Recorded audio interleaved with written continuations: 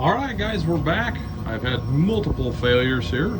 Can't wait to tell all of you all about them. So you don't make the same mistakes as I did.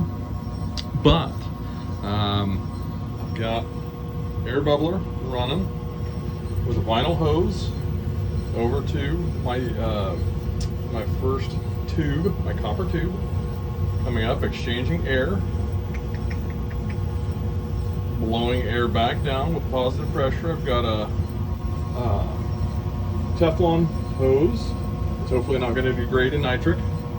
Coming into this guy, I do not have the proper glass, so what I did is I cut the tube, stuck the tube in there just tighter and tight, and then stuck another tube underneath the bottom and took it down to a bubbler stone. So as you can tell, it's actually exchanging air really well. I've got a ton of surface area in that thing. It's doing a really good job. I don't know how long that stone and its little plastic parts are going to hold up, but we're going to find out. And then from there, I was hoping to come out to another cylinder, but as you can see, I had a failure. I had just a little bit of a crack due to my breaking of the glass. And when I went to push the rubber stopper in, I didn't twist it like I should have, and I just tried to manhandle it in there. I did the exact same thing that I always rag on my son about being a musclehead and just doing things with brute force. And lo and behold, I did it, and it went doink. So now I'm going to have to take that and cut it again and sand it down again. But I'd like to have a secondary tube. I want to take this guy. This is just distilled water. Take my secondary tube up and out into a tube of peroxide and see if that will oxidize better with anything that gets out of the distilled water over to the peroxide to catch more NO2. So we'll have to wait and see what's going on. But I've got us moved into our hood vent here, so we're sucking any gases off. I just got this other little tube here cut off, and he's kind of going up and venting out the building. But yeah, so we're gonna let this thing run for a little while.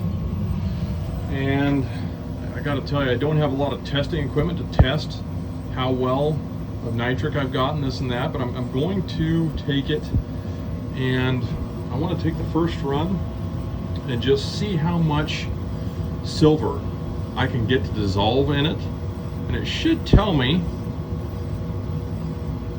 how much free nitric acid I have. So I'm gonna put a known weight into this guy, and we'll see how it goes. But we'll check with pH with testing papers, litmus papers, and all that good stuff to see our pH and all that good stuff first. I'm also kind of debating on. Right now, both of my openings are clear at the top of these tubes.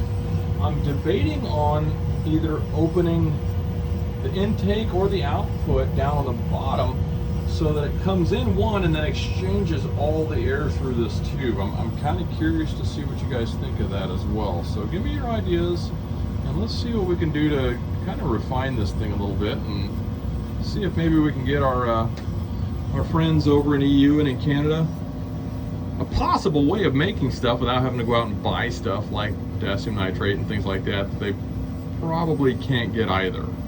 So anywho, we are up and running. Just a little shy of 1 o'clock here. It's just after noon. It's about lunchtime.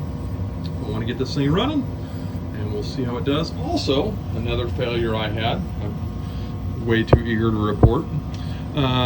I was running this guy a little bit through some of my experimentation, and I got some humidity in there, which I know the moisture is going to be an issue. It's something I'm going to resolve through as well. I believe I'm going to make up a pressurization system and get rid of my air pump and just allow whatever poundage it takes to run this air bubbler well. But I can run through an air compressor, which will dehumidify, pump pressurized air into a storage tank, and have a solenoid run this guy. So set up kind of a buffer system to where I'm only putting potentially 1 pound or so into it, but it's going to get dehumidified by an air compressor. I'm kind of throwing that idea around, but But anyway, I had some moisture down in here. Lo and behold, the moisture settled. It settled around the ring, shorted out my dang my transformer, and made things unhappy for a little bit. So I had to take a rag and clean up all the carbon so I didn't have any more carbon tracking. I've now got a working Jacob's ladder again.